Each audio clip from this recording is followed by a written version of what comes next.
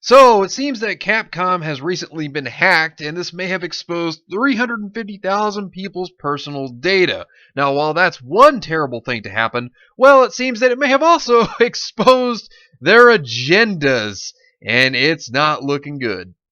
Hey, what is going on, everybody? How are you all doing today? I hope you all are having a wonderful and fantastic day today, and if not, hopefully you all will have a better tomorrow. So, Capcom recently got hacked, and it may have exposed 350,000 people's personal data. That's one big ounce of news from this, but it also may have exposed some other news as well, which a lot of people are more upset about. We're going to get into that in a brief moment, but take a look at this first. A recent ransomware attack on Capcom may have compromised personal data for approximately 350,000 people, the company says.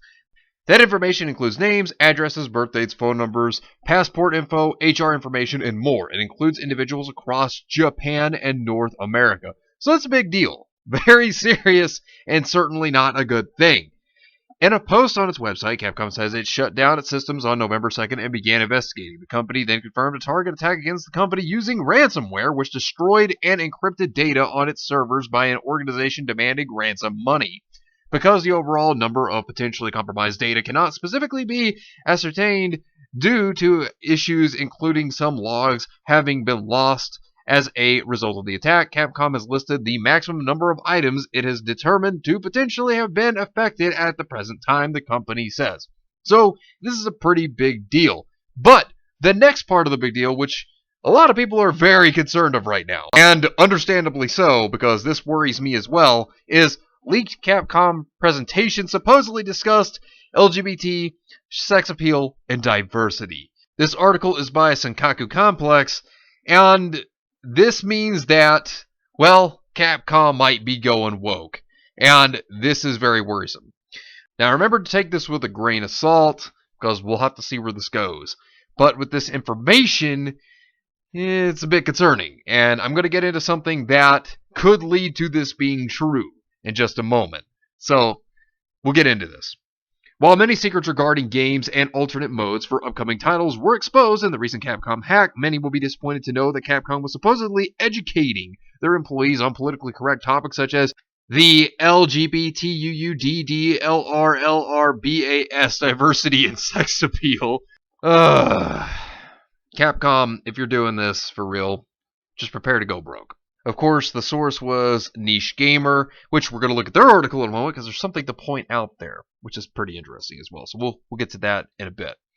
Among the documentation includes a presentation on political correctness in advertising materials and how to avoid drama and controversy. This includes avoiding the use of language that can be deemed as discriminatory or prejudiced, and will result in new guidelines for each region's PR and advertising material creators. Even so, some of the documentation discusses what to do and what to avoid as though it applied to game designers, though this may be the result of how it was translated into English. So we're not entirely sure here is basically what that means. So we'll see how that turns out. This includes gender-neutral cosmetic options only featuring certain ethnicities or portraying them as unequal or stereotypical, and avoiding sexual or obscene language and jokes unless inevitable based on the context of a story or narrative. Sexuality, LGBTQ, and women were also discussed. One slide features The Last of Us Part 2 and Shadow of the Tomb Raider as being positive examples of LGBTQ characters. Wait, what? What? Oh, if they think that The Last of Us Part 2 is a good thing to be inspired by, then are they sorely mistaken. You want to talk about going downhill fast? That's the way to do it. Because that game is trash, and oh boy, that will just lead to you going broke. 100%. Oh boy, is that just, that sounds like a disaster. Oh man, if this is true, that sounds like a complete disaster. And that such characters should be portrayed as appealing as male characters and promoted in the same way. Capcom do note that certain regions view LGBTQ characters negatively. Oh, I can tell you right now, this, like I said, if this turns out to be true, this sounds like a disaster waiting to happen. It really does. Now get this. Meanwhile, Nintendo's Princess Peach and Zelda were used as examples of negative stereotypes of women due to being damsels in distress. This is in spite of the image used for Zelda being from Breath of the Wild, where the character takes a more proactive role. Wait, what the fuck are they talking about? Peach and Zelda both have proactive roles. If you go back to the Super Mario comics back in the 90s, does anybody remember where Princess Peach actually dressed up as Luigi and Luigi dressed up as Peach? Luigi got captured and she helped save Luigi. Does anybody remember that? Because I remember that. And it was all a way to kind of trick Bowser. I mean, that was actually pretty good. And Peach took a very proactive role. And then Zelda herself, she's taken proactive roles multiple times. I mean, Sheik from Ocarina of Time, anybody remember that? That's an example. Back in the TV show, the cartoon, back in the 80s, I think it was, she also did as well. I mean, come on. How are they bad characters? I mean, this is ridiculous. The presentation also asked to differ to the localizers of different regions and vendors to make sure certain content is appropriate. And see, this is the issue. This is why people have a problem with third-party localizers, because if you look at anime, for example, well, look at Funimation. What is Funimation doing? They come in there, they censor things, or they try to change things, and they try to make it politically correct, because they're woke. They want to push their agendas onto anime, and they want to change it. You know, they're trying to basically tell Japan how they can and can't do things for the West, and that's a problem. Trying to dictate how they can and can't do their work. Trying to take away their freedom of expression. And Capcom sounds like they're bending the knee to make video games for woke Twitter. If this is true, Capcom, you're making a very terrible mistake, and this is going to end horribly. Examples include Arab localization and content featuring pigs, the use of Happy Holidays over Merry Christmas, and numbers or expressions that may refer to the World War II villain party. The presentation recommends characters that appeal to a wide range of people, with male and female player characters being treated the same within a video game. Custom characters should be able to have any haircut or facial hair and various body types. Sex appeal, such as bikini costumes or lewd poses in costumes, should be equal between men and women and serve a purpose in the context of the story. Well, remember, ladies and gentlemen, you know what's going to happen here. No more female characters in bikinis. It's not going to happen, because their agenda at that point will be sexy woman bad. That's what's going to happen. Guaranteed. If this is true, that's exactly what's going to happen. However, costumes cannot appeal to only one kind of user base, such as only one gender. Well, you know what this means. It's going to be the whole avert the male gaze, and that is going to be absolutely frustrating, because fans are not going to like that. And the one thing that this reminds me of was Resident Evil 3 Remake. Because, if you remember earlier this year, Resident Evil 3 Remake did censor Jill's skirt. And that was absolutely frustrating. I made an entire video on that. And that scared me at that time, because that made me think, oh no, is Capcom getting woke? That was the one thing that I was like, oh no, this is not a good thing. And now it looks like this might be true. And seeing that evidence all the way back earlier this year, this now leads me to think that this could be true. Now, I don't know that it is, but the evidence right there several months ago leads me to believe that this might possibly be true, which is not a good thing. This is very bad, if this actually turns out to be true. Capcom used their own games as an example of this. While a shirtless costume for Street Fighter's Ryu is fine, Armika's butt-smashing super move was not. What? How is that even an issue? That's absolutely ridiculous. Cases where an armor set in Monster Hunter World shows more skin on the female character was also seen as a bad thing. Which, yet again, absolutely ridiculous. It's not a bad thing. But hey, there are certain morons out there that think that breastplate armor is a bad thing. Anita Sarkeesian! Oh, I'm sorry. Something came over me there. Oh, man. Likewise, while Spider-Man Miles Morales was seen as a positive portrayal of non-white races, while Street Fighter's DJ wearing a Rastafarian hat was not.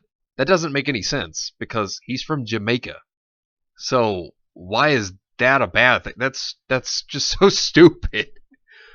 It should be noted that while this documentation indicates a presentation was likely given, it is unknown how Capcom have acted based on it. So, there's the chance that Capcom looked at this, they did this presentation, and then they were like, nah, we're just going to do our own thing. Which, hopefully, that's the case. Hopefully, they're just going to make their own games, and they're not going to worry about this crap. But, if they do, this is going to be a severely terrible move on Capcom's part. I mean, it really will. This will be the end of Capcom if they decide to get woke. In the US, certain diversity and political correctness courses for businesses are mandatory under state law or provide incentives such as lower taxes. Similar may have occurred with Capcom in Japan, as Western investors discovering no discussion on political correctness could cause them to create outcry. Capcom also recently produced a swimsuit or Mia figurine along with the Street Fighter swimsuit special collection art book in 2020. And then as you can see right here, if you look down the Senkaku Complex part of this article still, they state about the Resident Evil 3 remake, about the whole thing with Jill Valentine, and the sex appeal was not the right direction for heroine Jill. So you see, this is what I mean by I do worry about Capcom. I mean, I do, because like I said, earlier this year, it happened, and you see what happens whenever these companies go woke. Well, they go broke. I mean, this is very disastrous for any company that decides to take this direction. And hopefully, Capcom won't take this direction. But, like I said, with the Jill Valentine issue, with the Resident Evil 3 remake, this doesn't look good. And I don't know what's going to happen. I don't know whether this is true or not. It might be, it might not. But if this is true, this is disastrous. And we got to look at something else.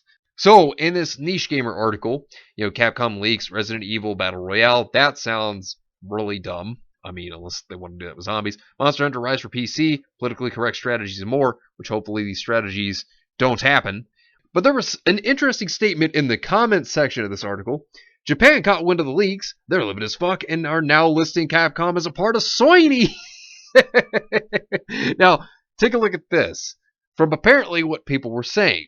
I'm sorry for Capcom. I'm also seeing NG in the design saying, please don't use the rainbow from the client. To be honest, I feel that the world is steadily downgrading.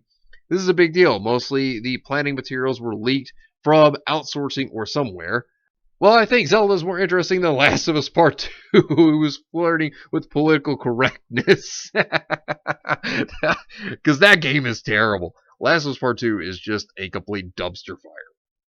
I think that political correctly is useless at the time when it is selling right. I mean, it's always going to fail. It's always going to fail. There is a game made with political correctness and failed. It's called PFV. Add Capcom to the traitor list. Shit. Oh, wow. See, this is what I'm saying. People are not going to be happy if Capcom does this. But anyways, let me know what you think about this entire situation down below. Subscribe to the channel if you are new here. And make sure you are still subscribed because YouTube is unsubscribing people from all their favorite channels. So make sure you are still subscribed to all your favorite channels. Hit the video with a like and also be sure to share the video on social media. Spread the word and get it out there.